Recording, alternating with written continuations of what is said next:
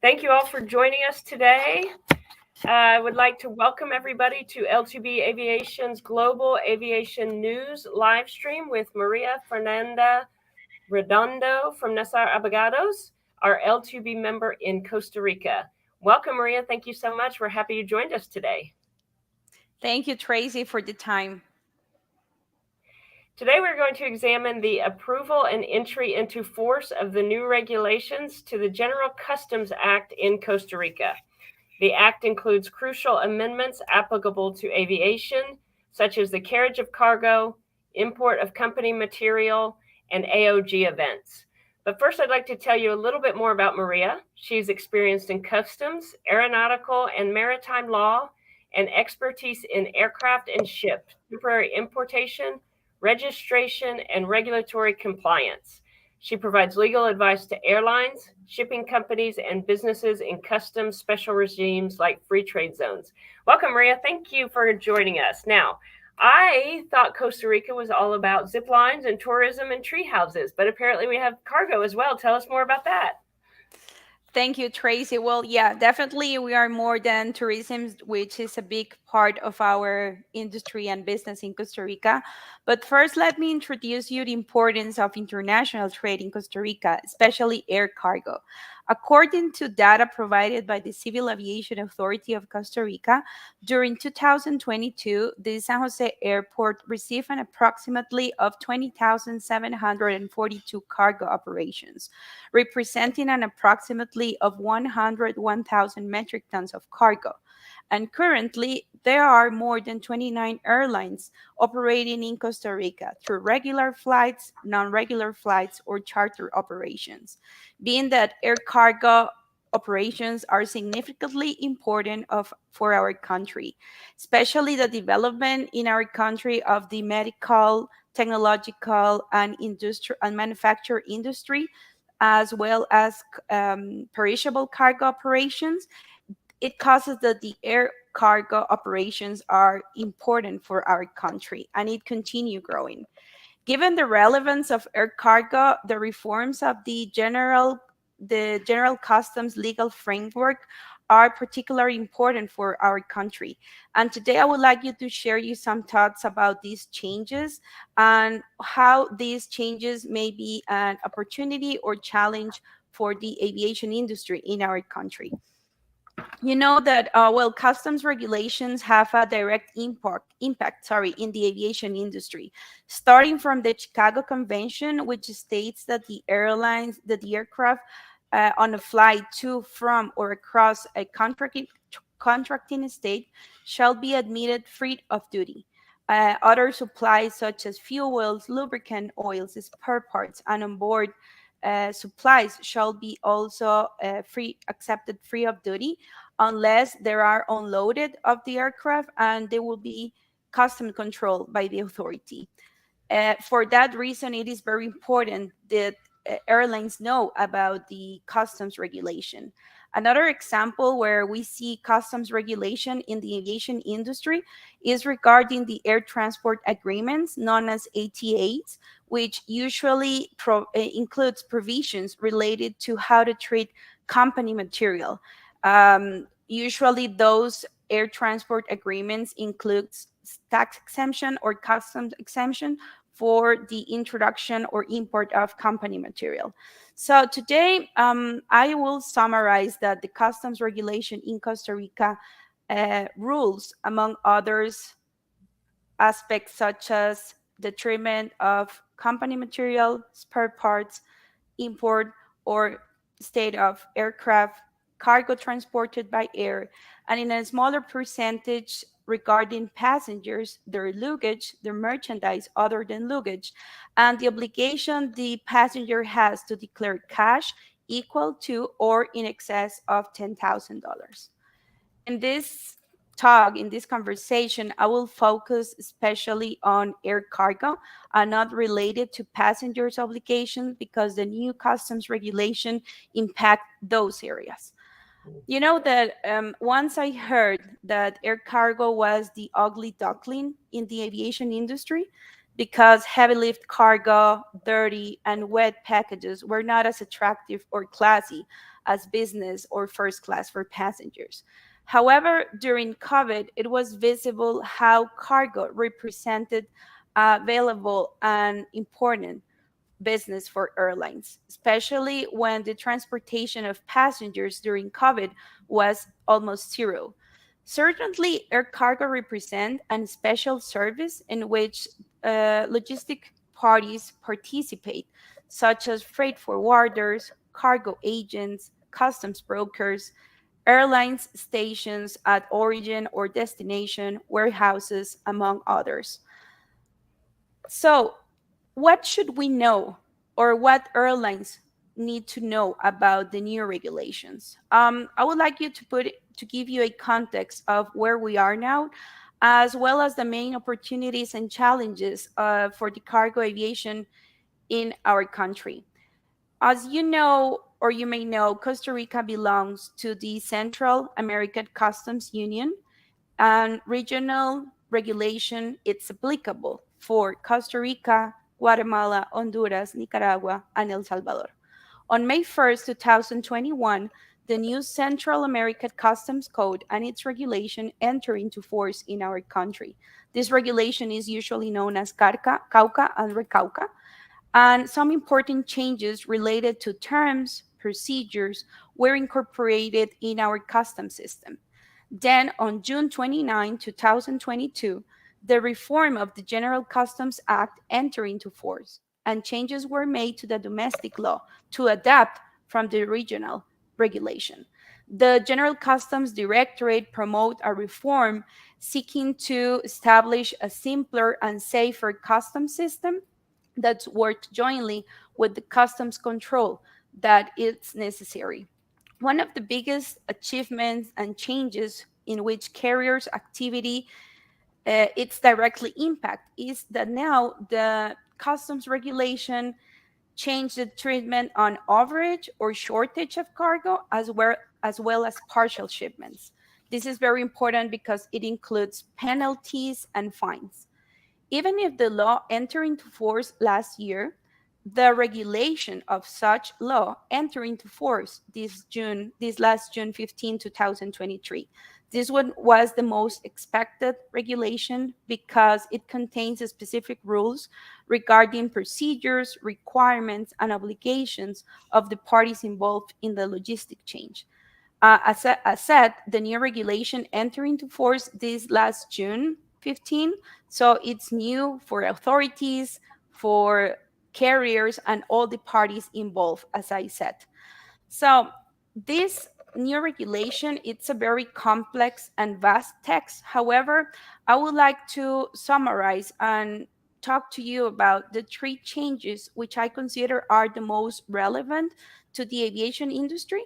As said, the shortage and average of cargo, the partial shipments, and finally, but not least, the import of spare parts and company material. So the first one is related to air cargo. It is common that airlines receive more or less packages than indicated in the airway bill, and justification must be filed to the authorities. In the past, the term to file this justification was of 1 month up after the arrival of the flight and the cargo, but now it changed to 15 business days. So the term is shorter. It is important to know that. Now, apostille documents are not necessary to file the justification, which is very good because it is simpler and easy to obtain the documentation. And one of the biggest changes is that now the authority has 3 business days to issue the ruling. In the past, a justification of an overage of cargo could take between 2 weeks to 3 months. And during that time, cargo was detained by customs. So people choose air transportation because of the speed and the time of delivery. And with this past regulation, it was not possible to deliver cargo faster. And also because sometimes it was very difficult for airlines to file that justification because they were not the one who were doing the package, the packaging of the cargo.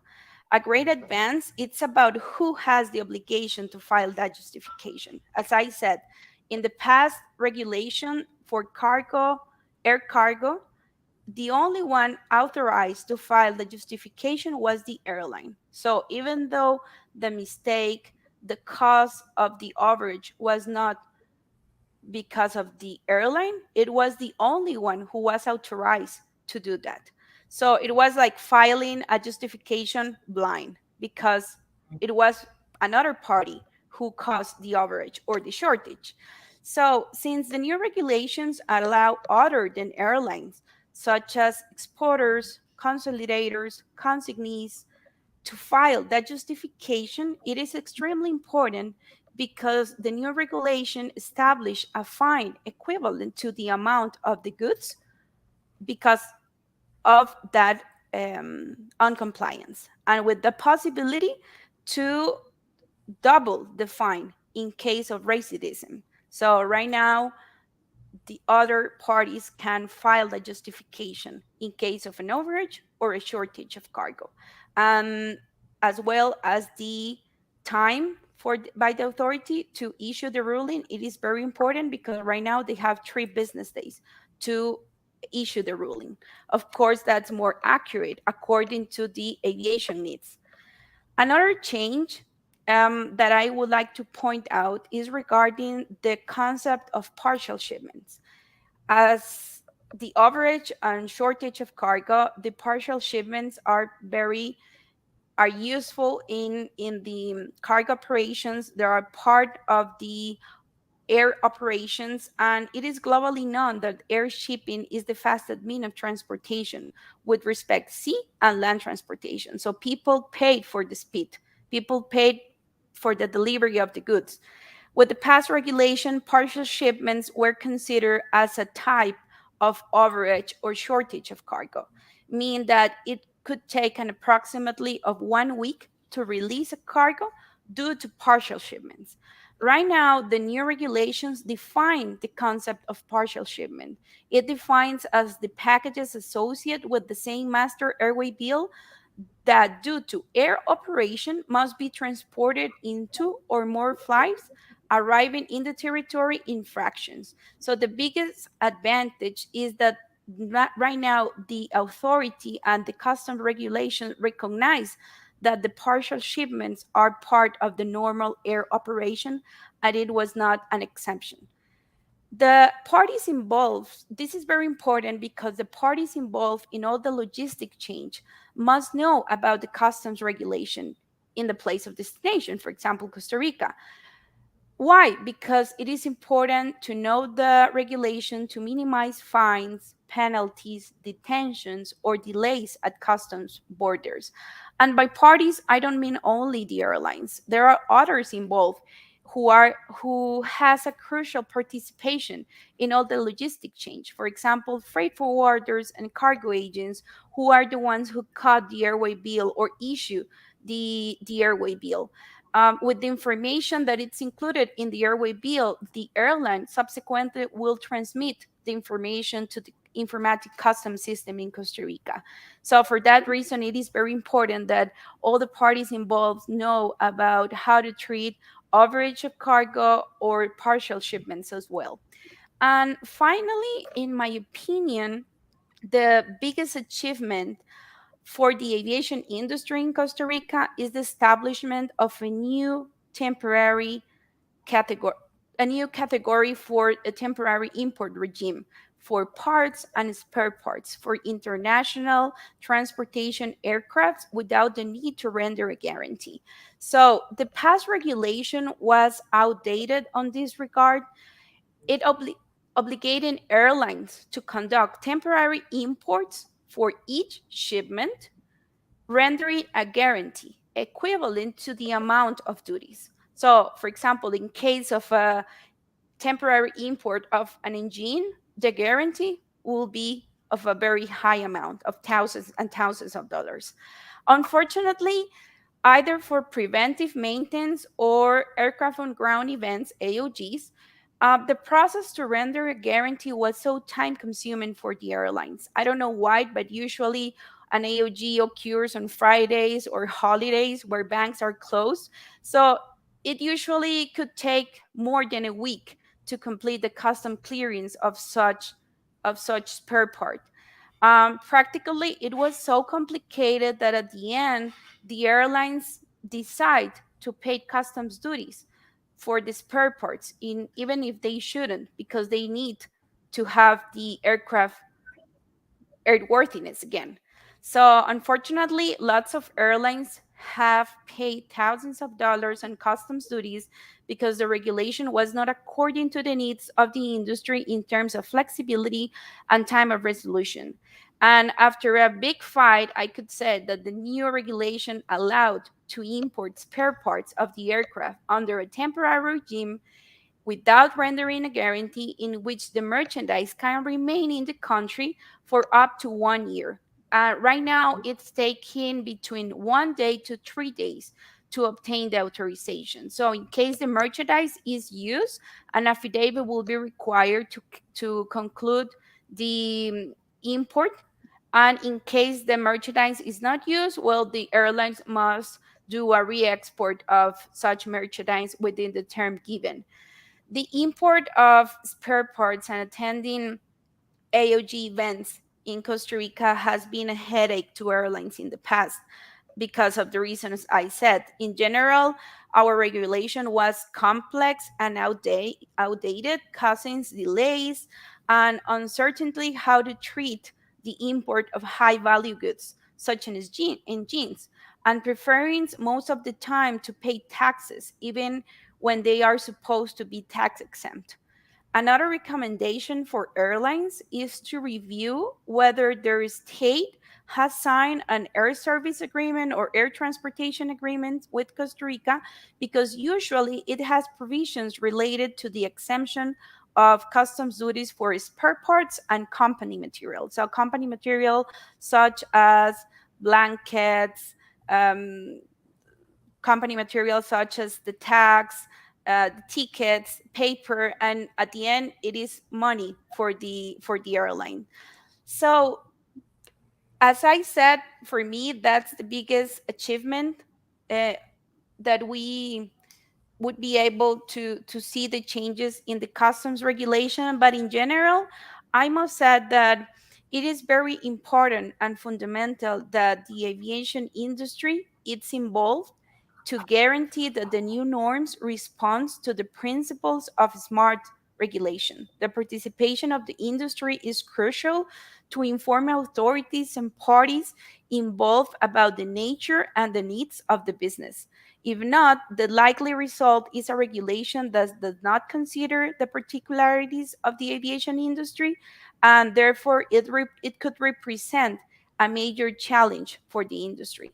So, knowing about the new requirements, regulations, and fines applicable is the best way to establish a preventive culture within the organization and with the relation of the to the relevant stakeholders of, as I said, cargo airlines, freight forwarders, cargo agents as well. It is very important that airlines must know about the changes in the new regulation to demand other parties to comply with them. Yes. And finally, AOG events caused the loss of thousands of dollars to the airlines.